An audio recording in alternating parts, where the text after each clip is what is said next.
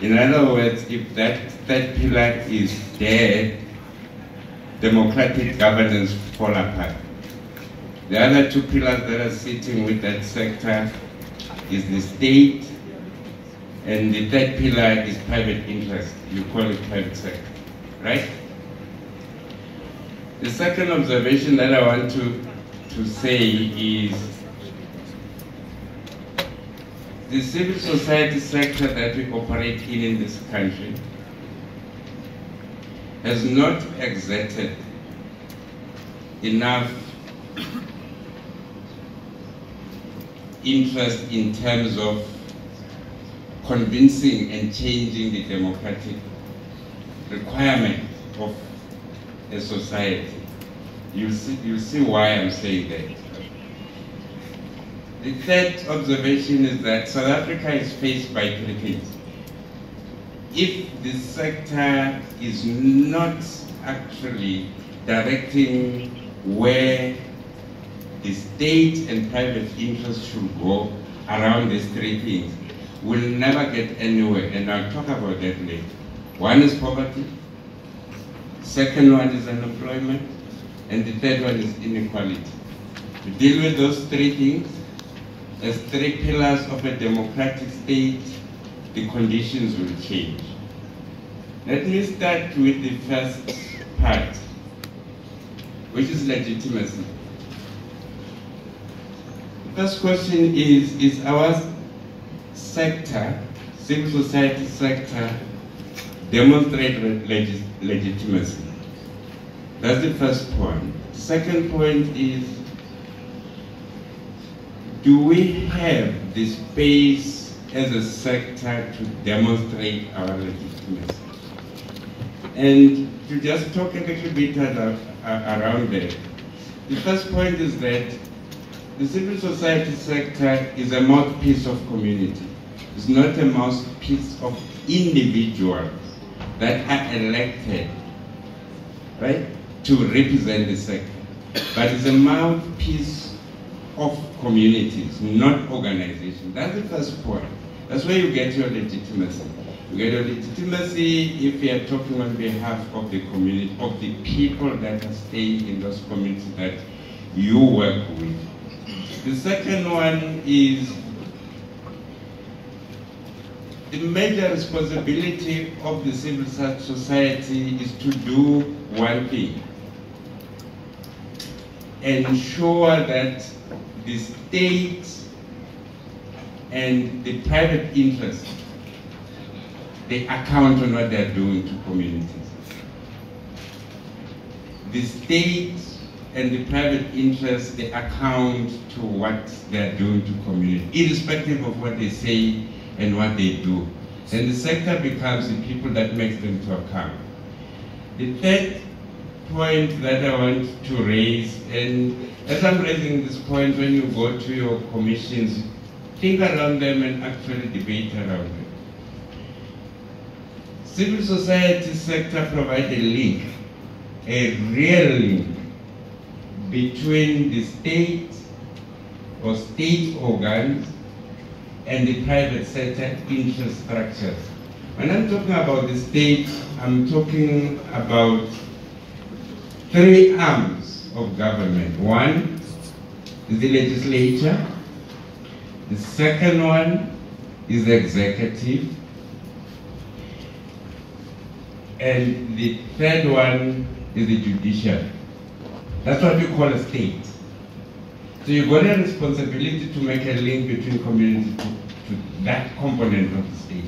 Private interests is private businesses, big, small. I don't know where cooperatives fall within this. So that's what you have to actually think around. Is cooperative a private interest, or cooperatives is a social good? And I'm basing this on the basis that our own constitution legitimizes the creation of the third pillar of a democratic state. You can go to chapter 2 of the constitution. It deals with the freedom of association of people to actually strive to achieve better life. second point that I'm going to talk about under this topic of conditions where the sector operates is the current operational environment. The point that I want to make first is the fragmentation of the sector. Our civil society sector in this country is so fragmented in such a way that it makes it difficult for it to sit at the same table with the other two sectors and tell them what people want to do and act on what people want those two to do to them and make those two accountable. That's how fragmented the sector is. If today we say, look, let's have the sector come together to actually evaluate how the state or the private sector has performed in certain activities, promises that they've put, we always collapse, and we collapse because we are fragmented. We operate as individual organizations representing individual interests, and there is nowhere where we then focus on what is it that is the objective that we have to be met by the civil society sector in response to what the state and the private interests are doing. But what is interesting is that in real terms, organizations that are in the sector are growing astronomically on year-to-year basis. The number of NPOs, if you take the registration of NPOs as a barometer, the number of NPOs that this country registered a year are almost doubling year to year. In other words, there is something of interest that the sector sees, or a gap that the sector sees in the environment that they would need to close. But the bigger question around it is that 80% of those that are registered currently there, they are nowhere to be found, right?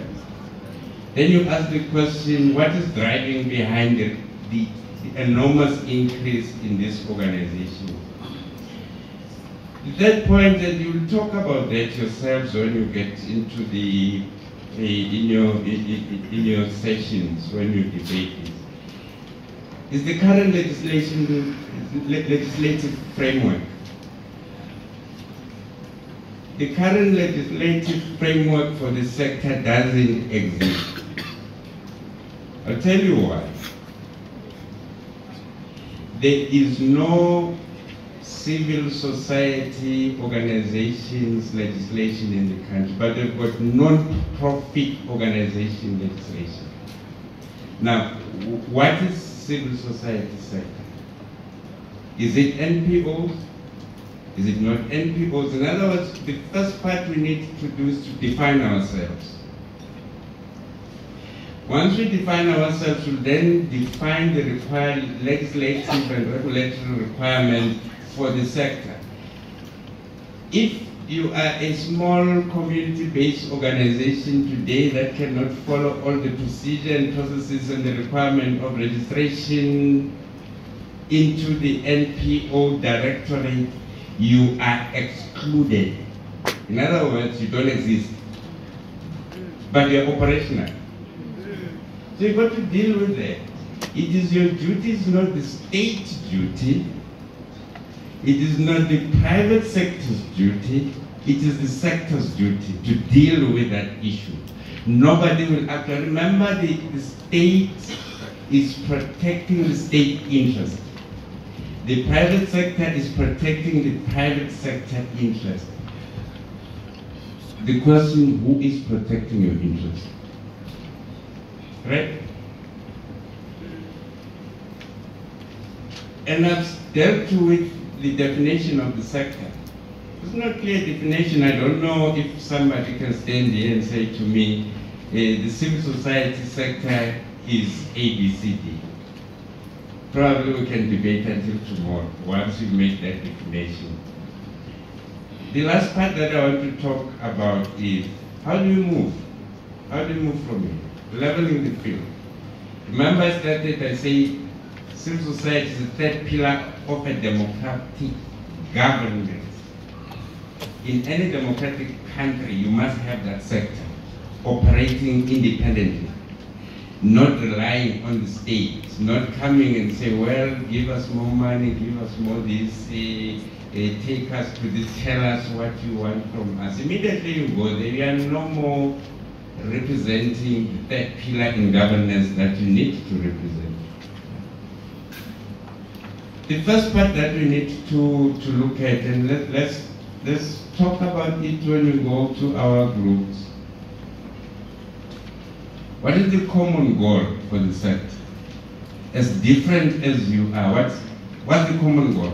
What is it that brings us together as a third sector of a governance that will make us non-disfranchised, non-fragmented, have a common purpose? What is it? What are the internal capacities that you need to build in the sector? Most of the time we talk about technical skills, right? We can do counseling, we can do this, we can do agriculture. Right? Is that the role of the sector? That's the first question. Technical skills, is that what you should focus on? The question is, you've got a state that's responsible to do those things, right? You've got a state department, agriculture, health is health, what, they do those things, they're created to do that. Your interest is whether or not those are functional when they get to the ground. That's your interest. Are they functional? What is missing? Now, the focus in what you have to build in capacity is the all range of capacity that are so good in the other two sectors. I will tell you what are those. The strategic capacity, is management capacity, is accountability capacity, is leadership capacity. You have those combined, you can sit with the other two in the same table as equals, because they're coming and contributing something that they actually can engage with. The third one is building a coherent sector. I think we have got a topic that talks about that when you go to the groups, you'll deal around this issue. A coherent sector is a sector that has got structures and systems that can deliver to the clients or people that they represent, not to the individuals. Right? You've got to have that's a coherent system. When you operate somebody, if you actually go and say in the state to require X, Y, you have processes and systems to deliver and produce, and you can account for it. Right? The third one is friendly legislative and regulatory environment. I think every time when I say this thing, people start to think, well, we must have laws and how do we get there? There's a process for getting there. But what is important is to have your own sector regulatory mechanism where you actually regulate yourselves. How do I know that this organization or these sector organizations are actually doing what they were created, and what is the standard, what are the norms? If you are given money by government to actually go and do X, Y, Z, what are the norms? In the sector, not in government, right? And the second but last one is building a system that will demand the state and the private interest to have a process for financing what they had delegated to the sector. Remember, they will have functions, but they will delegate it to the sector. You've got to you've got to build that system. It can't come from government. Because remember, they will actually protect their interests. So if you've got a sector that hasn't come to that level, is part of the things that you've got to actually deal with. And the last one is creating a robust platform for continuous engagement. It took the president, right, of the country. It took the president of the country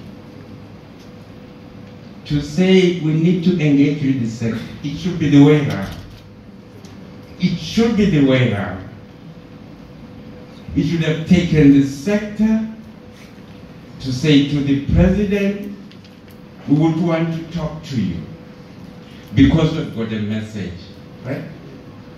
It can't be the way around. In other words, this sector must wake up, play its role, is legislated and protected. Thank you very much.